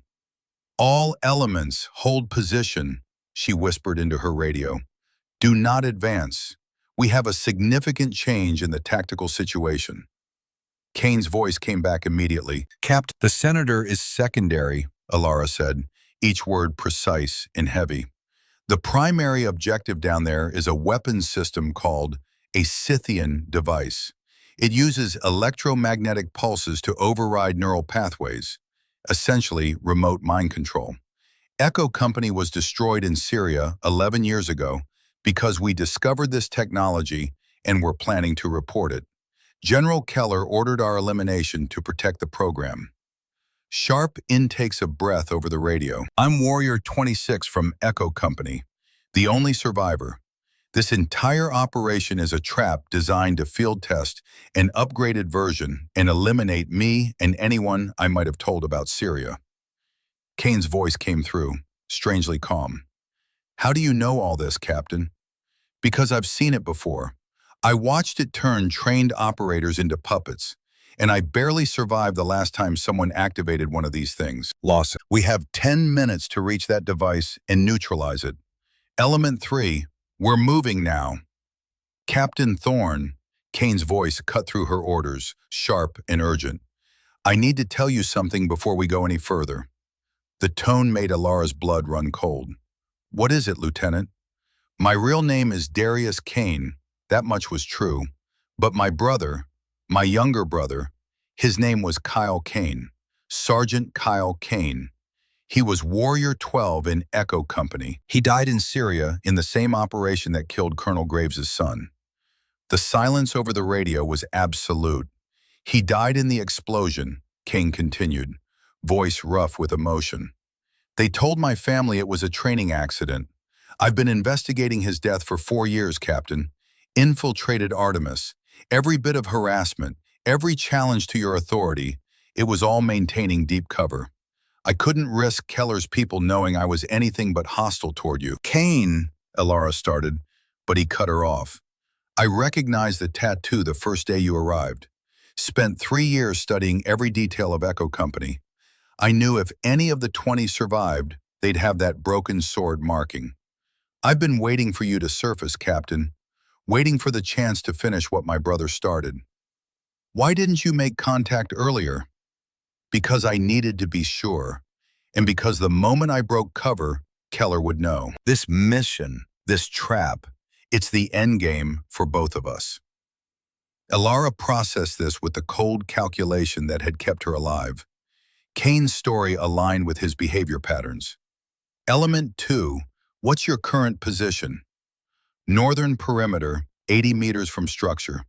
Good cover, positioned to provide suppressing fire or emergency extraction. Stay there. When this goes loud, create a distraction big enough to pull contractor focus away from our position. Understood. Captain, finish it. For Kyle, for Derek Graves, for all 19 of them who never came home. That's always been the plan. Ilara signaled her element forward. They moved through the compound's lower level like shadows, clearing rooms with mechanical precision. They reached a reinforced door marked Authorized Personnel Only. Beyond it, stairs descended into deeper darkness. She stacked her team at the door. Wolf would go left, Ilara right. 3, 2, 1. Ilara kicked the door open and flowed through. The stairwell was narrow, harsh fluorescent lights. The first guard died without knowing, Ilara's suppressed round to forehead. The second guard managed to raise his weapon before Wolf put 2 through his chest. They descended quickly. At the bottom, another door with electronic lock glowing red. Ilara attached bypass device. 30 seconds. 45. A minute. Come on! Lock flashed green. The door opened onto nightmare from Ilara's memories. The underground chamber was 50 feet across. Walls covered in geometric symbols that hurt to see. The same symbols from Syria, older than civilization. The Scythian device sat on raised platform surrounded by modern electronics. 2 feet diameter, metallic surface with shifting patterns. It pulsed faint blue-white light that made her teeth ache. And strapped to chair 15 feet away was Senator Victoria Whitmore. "Help me," the senator gasped. "Please, before the device activates? Before Keller completes his demonstration." Whitmore's face crumpled. "You know. I know you're not really hostage. Are you willing participant or pawn?" "Blackmail. He has evidence that would destroy my career. Said I just had to play along. I didn't know." She gestured at device. "What is that?" "Proof your government develops weapons violating every treaty we claim to uphold." Wolf checked restraints. "These are real, military-grade zip ties." "Cut her loose." "Senator, when was activation scheduled?" They didn't say exact timing, but the man said test begins when all assets in position. "Meaning my team, any minute now." The chamber's speakers crackled. A voice filled the space, cultured, authoritative, arrogant. "Captain Thorne, or should I say Warrior 26? Welcome to the final chapter of a story that should have ended 11 years ago." General Richard Keller. "I'm here, Keller. Want to explain why you murdered 19 soldiers?" "Murdered?" Such dramatic language.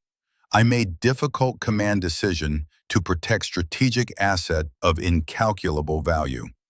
"Mind control you plan for American citizens?" "The evolution of warfare itself. Imagine neutralizing enemy forces without firing shot, converting hostile populations to compliant allies, ensuring absolute loyalty from troops, creating slaves." Semantics. The device is tool, morally neutral. What matters is who wields it. And you think you're qualified? I'm the only one with vision to deploy it properly, which is why I can't allow you to survive. Nothing personal, operational necessity. The device's pulsing intensified. Blue-white light grew brighter. Ilara felt pressure building behind eyes, precursor to activation she remembered from Syria. "Wolf, get Senator out. Now." Wolf cut restraints and pulled Whitmore toward stairs. "Captain," a team member called, "I'm feeling something. Pressure in head, vision blurring. Fight it. Focus on breathing, physical sensations." She had maybe a minute before her team turned into enemies. The broadcast amplifiers connected via fiber optic cables to central sphere. Sever those and range would collapse, but cables were armored. "Master Chief, I need precision fire on my position. Target fiber optic connections at broadcast tower base." "Captain, you're standing right next to those connections." "Do it. That's an order." 30 seconds for ranging. Device pulsing reached steady rhythm. Two team members dropped to knees, clutching heads. "Captain, I can hear voices. Instructions. I can't." His eyes went blank. Empty. He raised weapon toward her. Elara moved before conscious thought. She struck rifle barrel aside, drove into his solar plexus. He doubled over. She caught rifle, cleared it, pushed him away. "Restrain him." Second affected operator was rising. Elara read intention, dropped low, swept his legs. "Lawson, I need that shot now." 15 seconds. Device pulse peaked. Light-filled chamber with painful intensity. From stairs came thunder of boots, contractors responding. Elara made a decision against every tactical principle. She ran towards Scythian device, directly into broadcast field where interference was strongest. Pressure exploded inside skull. Voices flooded consciousness, commands bypassing rational thought. But Elara had survived this before. In Syria, exposure had nearly destroyed her mind. But in 2 years' recovery, her neural pathways had adapted, built resistance. Still hurt like hell, but she could function. She reached platform, drew combat knife, began attacking fiber optics. Armored cables resisted, but repeated strikes frayed outer coating. Contractors poured in, 6, 8, 10, weapons raised. They hesitated, confused. "Stop her! Kill her now!" Contractors opened fire. Rounds snapped around Elara. She threw herself behind device, using priceless artifact as cover while attacking cables. One strand parted in spray of glass fiber. Device pulse faltered. 2, 3. "Lawson, anytime!" Sharp crack of high-powered rifle. Ceiling exploded in concrete dust. Ranging shot. Second round was perfect. Bullet struck central junction box. Entire broadcast array exploded in cascade of sparks. Device pulsing stopped instantly. Blue-white light dimmed. Team members under influence collapsed like cut puppets. And Elara was already moving. She vaulted platform, drove into nearest contractor group. 3 men. She killed first with his own weapon. Brutal disarm, redirecting sidearm under chin. Second got knife between vest plates to heart. Third got throat strike collapsing trachea. All 3 down in 5 seconds. Remaining contractors reassessed. They began coordinating, fire and maneuver. But they'd forgotten Team Phantom. Freed from influence, operators came back with lethal efficiency. Suppressed weapons coughed from multiple angles. 90 seconds later, 8 contractors dead, 3 wounded, rest retreating. Status: 2 wounded, non-critical, everyone operational. Secure device, photograph everything. Master Chief, those reinforcements, 2 minutes out. 2 Humvees with 50 cals and a Bradley. We need to extract. Elara looked at device. Core artifact remained intact, still pulsing, faint light.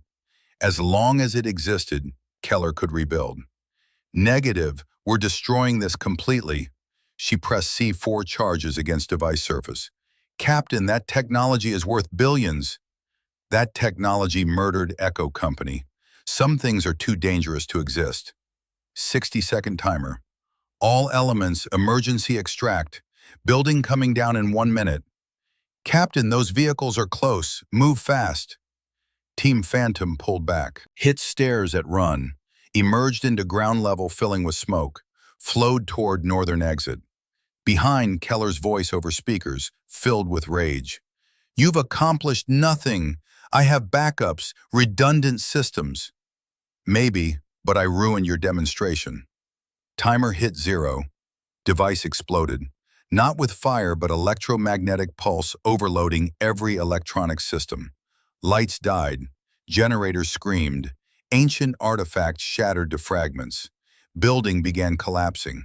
Concrete groaned and shrieked.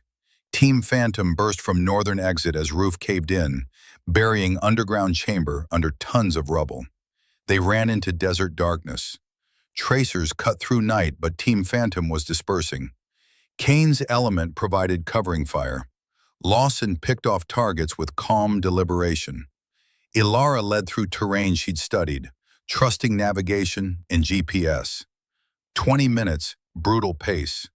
When Ilara called halt, team collapsed in exhaustion. Head count, everyone accounted for. 2 wounded, but ambulatory. 0 fatalities. Against impossible odds, Team Phantom survived intact. What now? Kane asked. Keller will spin this as rogue operation. We have evidence, Ilara showed photographs and video. Documentation of technology, facility, senator's testimony. And Graves has insurance package ready. Will it be enough? It has to be. Extraction helicopter arrived 40 minutes later. As Team Phantom loaded, Ilara took last look at burning compound. Keller's reinforcements arrived too late. The Scythian device was gone. Small victories.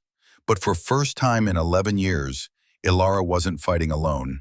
She had allies, evidence, survivors who could testify. The broken sword had drawn blood. The helicopter bore them east as dawn broke, painting sky red like fire, like blood, like justice approaching. 12 hours later, Ilara Thorne stood in a detention cell at Fort Leavenworth. 8 by 10 feet of concrete and steel. Her life as she'd known it was over. Arrest came the moment the helicopter touched down. Military police, weapons drawn, reading charges that made her actions sound like terrorism. Unauthorized destruction of government property, willful disobedience, murder of federal contractors, conspiracy to commit treason. General Richard Keller himself signed the warrant. Senator Whitmore confirmed Keller's version. Captain Thorne exhibited erratic behavior, destroyed atmospheric research equipment, killed security personnel defending government property. Team Phantom separated, each under investigation, pressured to testify against Ilara. The message: cooperate and save career, or stand with rogue captain and face court-martial. Colonel Graves under house arrest, charged with aiding fugitive. Darius Kane officially listed killed in action. No testimony, no corroboration. In 72 hours, Keller constructed narratives so airtight, even people who knew it was false couldn't find cracks. The cell door opened. 2 guards entered, followed by woman in civilian clothes. Captain Thorne, I'm Janet Morrison, attorney with Judge Advocate General's Corps. Court-martial convenes in 4 days. Pentagon, closed session, 7-member tribunal with Keller as lead prosecutor. So not even pretending fair. They don't have to, Morrison showed charge sheet. Life imprisonment minimum, potentially execution on treason charges. Then why are you here? Morrison's smile was sharp. To tell you that you have more allies than you think. Graves's insurance package went live 6 hours before arrest. Every media outlet, every congressional committee received data dump, making Keller's operation impossible to ignore. Ilara's heart kicked up. He did it. 3 senators called for investigations. 2 newspapers running stories. Pentagon in damage control. You're too high profile to disappear quietly. But not enough to avoid court-martial. No, but Keller's wounded. Morrison leaned closer. People in Washington been trying to expose Artemis for years. Graves's dump gave them ammunition, but they need credible witness. They need witness who won't die mysteriously. Exactly, which is why I'm not actually JAG. Morrison showed ID, Department of Defense Inspector General's Office, Special Investigations Division. Internal Affairs for Pentagon. Among other things, 4 days you stand before tribunal. Keller presents fabricated case. Then we introduce evidence he doesn't know we have. What evidence? Ever heard of Brigadier General Nathaniel Cross? The name rang bells. Echo Company's oversight commander before transfer to Keller? Correct. Cross smelled something wrong but lacked proof. Spent 11 years investigating with Graves. Compiled testimony from 3 other Echo Company survivors living under assumed identities. Ilara's breath caught. 3 others survived? Can't give names yet, but they're ready to testify. Morrison stood. 4 days, Captain. Use that time to prepare mentally. Won't be easy, but when it's over, Echo Company gets justice. After Morrison left, Alara lay back and stared at ceiling. 3 other survivors, allies in Inspector General office. Evidence packages distributed. Maybe mission wasn't over. 4 days. She closed eyes and prepared for most important battle of her life. The Pentagon tribunal chamber was smaller than expected, more intimidating. Wood paneling absorbing decades of destroyed careers. Raised bench with 7 senior officers. Gallery seating with congressional staffers, DOD officials, intense faces. At prosecution table, General Richard Keller, 64, silver hair groomed, uniform bearing more decorations than museums. Casual confidence of someone who'd never lost. Ilara sat at defense table with Morrison, dress uniform stripped of insignia. Admiral Winston Blackwood, 70, weathered face, served as chairman. He called session to order with gavel strike. This tribunal examines charges against Captain Alara Thorne. Charges substantial. Evidence in closed classified session. Captain Thorne, do you understand proceedings and charges? Yes, sir. How do you plead? Not guilty on all counts, sir. General Keller, present prosecution's case. Keller stood with grace. Gentlemen, case before you is tragic but straightforward. Captain Thorne is damaged individual, suffering PTSD and delusional thinking. She constructed elaborate conspiracy theory to explain failures and justify erratic behavior. He activated display showing Alara's edited service record. Her file shows classified deployments with minimal details. Performance adequate but unremarkable. No combat awards, no distinguished service. Yet placed in command of elite training program, decision that proved catastrophic. Next slide showed Arizona compound ruins. During hostage rescue, Captain Thorne deviated from mission parameters without authorization. Destroyed valuable research equipment worth hundreds of millions. Killed 8 federal contractors lawfully defending property, and fabricated conspiracy theory about mind control technology and shadow programs, claiming she was part of classified unit that doesn't exist. He paused. Echo Company. Unit Captain Thorne claims destroyed in Syria 11 years ago. No records of Echo Company exist. No mission logs, personnel files, evidence this unit ever existed beyond Captain Thorne's delusion. Keller turned to face Alara. This is not conspiracy, gentlemen. This is tragedy. Decorated general advancing critical research, undermined by disturbed officer who should have received psychological help. Presentation continued 90 minutes, each piece carefully constructed to paint Alara as unstable, delusional, dangerous. When he sat down, tribunal expressions suggested devastating case. Blackwood looked to Morrison. Does defense wish to present? Morrison stood, trembling slightly, not with fear but barely controlled anticipation. Defense calls Brigadier General Nathaniel Cross, retired. Chamber doors opened. The man who entered was 73 but moved with predatory economy. Uniform bore markers of career at sharp end. Decorations from Cold War operations still classified. Command insignia from units written into legend. General Cross had presence making senior officers straighten. Keller's face went carefully blank. Cross was sworn, took seat, waited with patience of someone preparing for this moment over a decade. General Cross, what was your relationship with Echo Company? I was original oversight commander before transfer to Keller in 2012. Echo Company was multi-service special operations unit for highly classified missions. What happened to them? Deployed to Syria May 2012 to secure chemical weapons facility. Mission went wrong. Entire unit lost. 20 operators wiped out in structural collapse during extraction.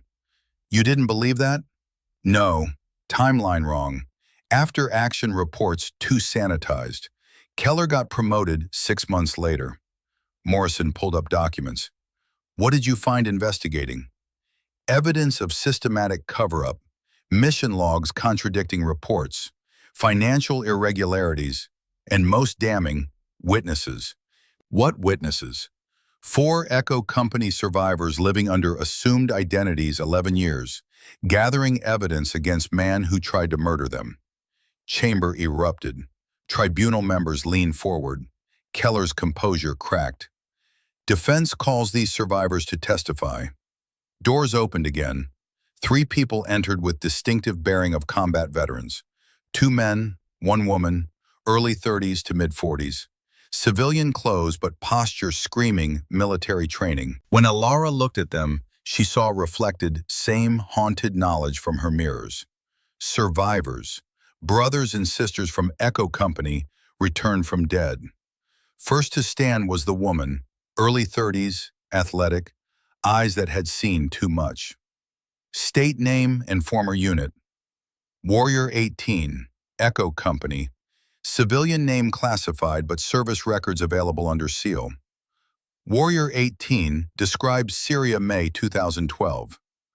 Over 30 minutes, Warrior 18 laid out truth. Mission parameters not matching reality. Discovery of Scythian device. Team's realization they'd been sent to help develop weapon. Finally, moment Keller ordered elimination. We were underground when explosives detonated. Keller rigged entire facility. 19 died immediately. 4 survived through luck, buried under rubble, making our way through collapsed tunnels. After escape, we split up, went underground, knew Keller would hunt us. So we hid, changed identities, spent 11 years documenting everything about Artemis.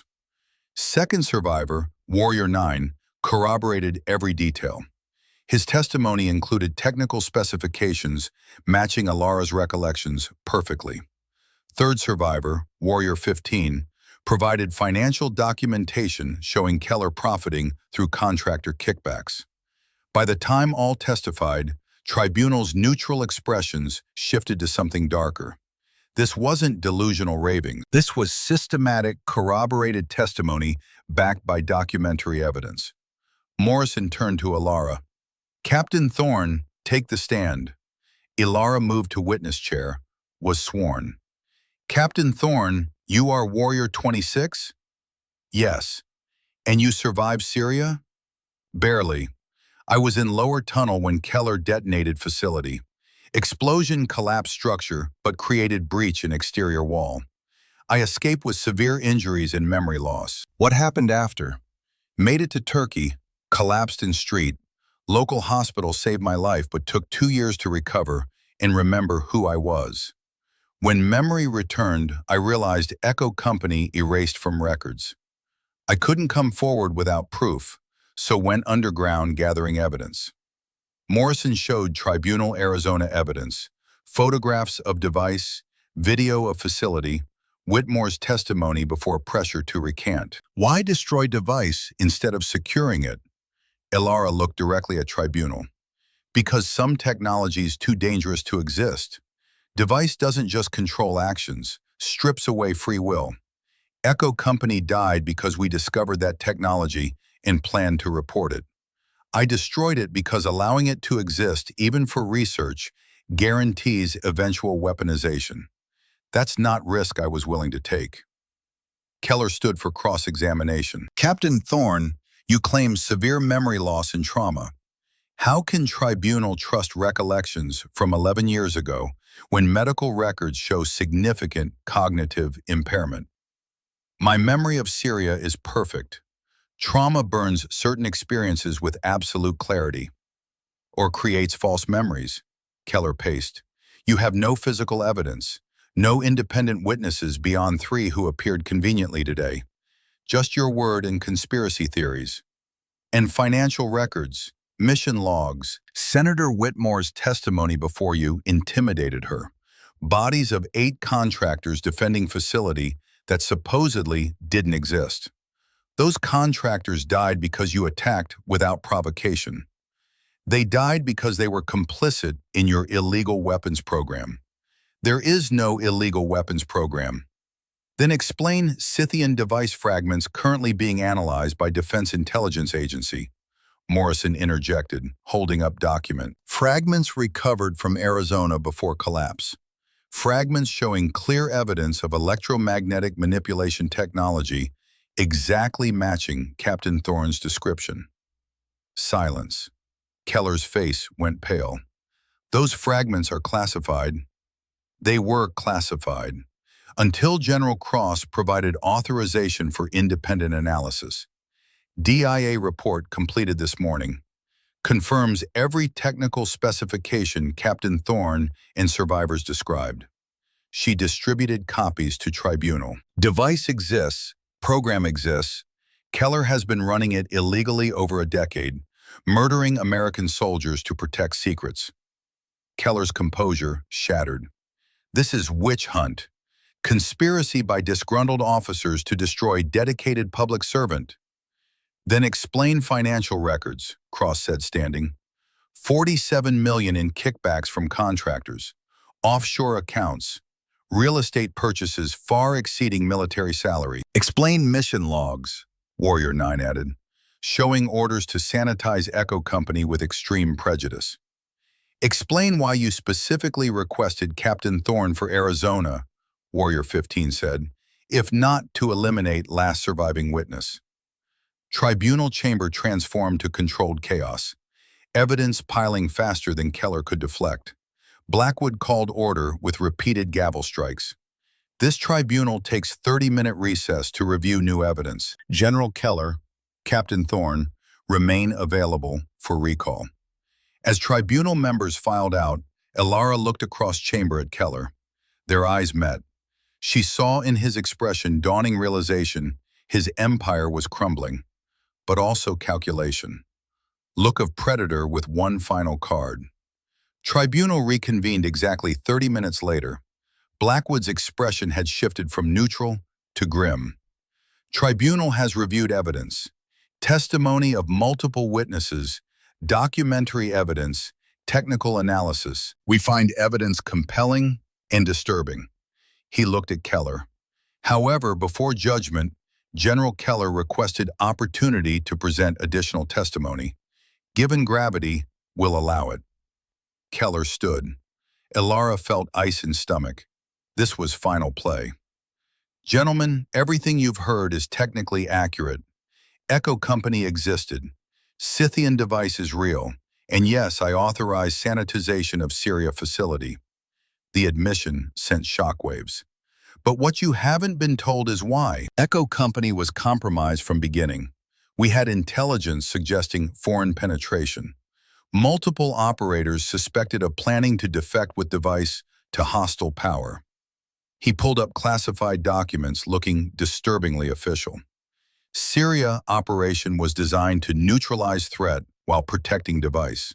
Yes, I ordered facility destroyed.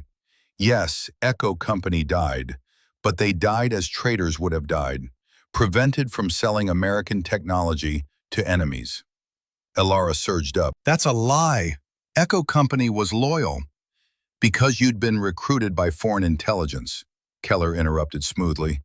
Captain Thorne, your 2 years in Turkey weren't recovery. They were debriefing. You were turned by Turkish intelligence, possibly Russian assets. Your story about escaping is cover for defection. The accusation was so outrageous, Elara couldn't respond, but she saw tribunal members' faces, saw doubt creeping in. This is insane. You're manufacturing evidence. Am I? Keller showed more documents. Then explain communications intercepts showing contact between you and foreign operatives during Turkey. Explain financial transfers to accounts in your name. Morrison stood, objecting fiercely. These documents are fabrications. Documents bear proper classification markings and authentication codes, verified by National Security Agency. Elara watched her case dissolving. Keller spent 11 years preparing, constructing fallback positions. It was working. Tribunal members conferring, examining documents, earlier certainty replaced by doubt. Blackwood raised hand for silence. Tribunal needs time to examine new allegations thoroughly. We're suspending proceedings 24 hours for verification. It was over. Ilara could see it.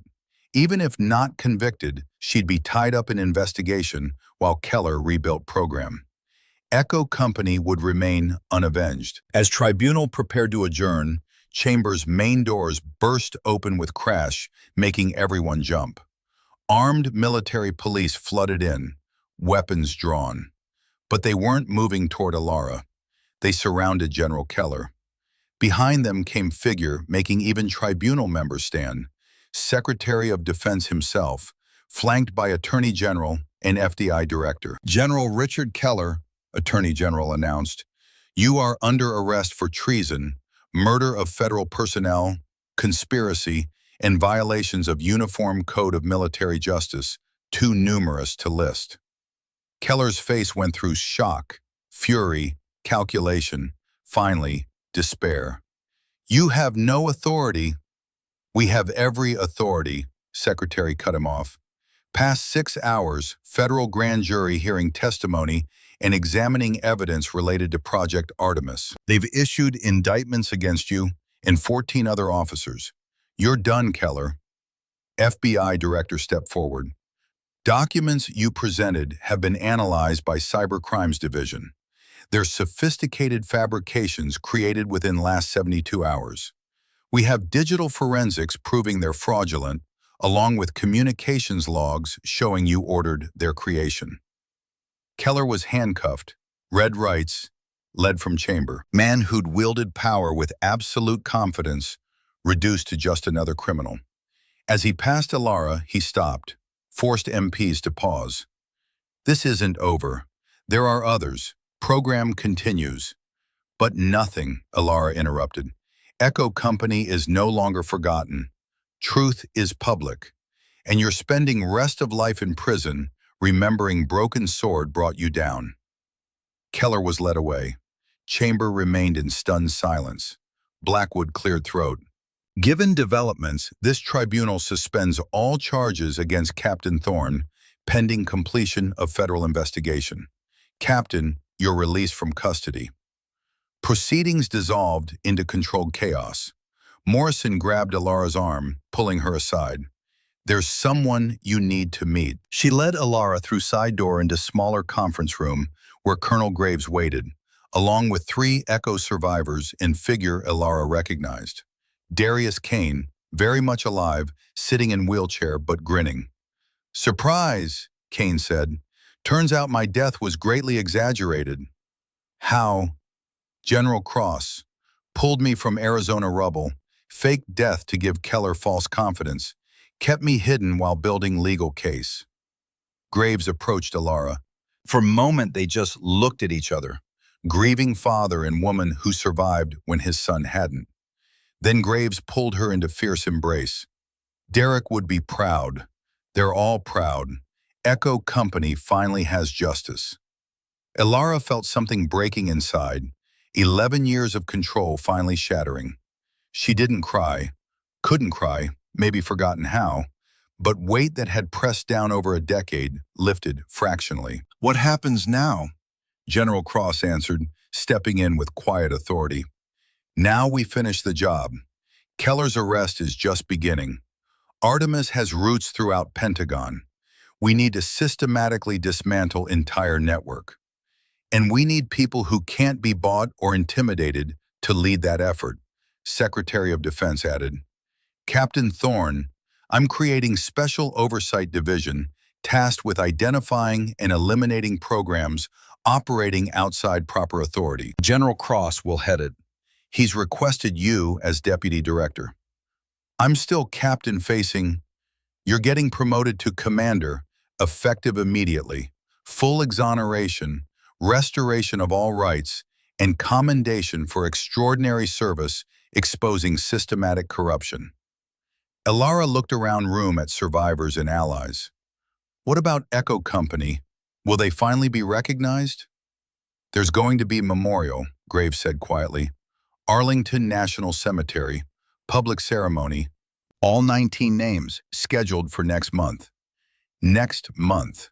After 11 years classified, forgotten, Echo Company would finally come home.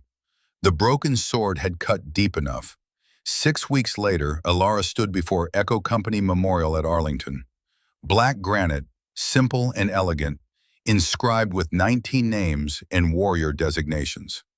Family members gathered, parents, siblings, spouses, children grown up without fathers and mothers. Graves stood beside her, hand resting on memorial where his son's name was carved.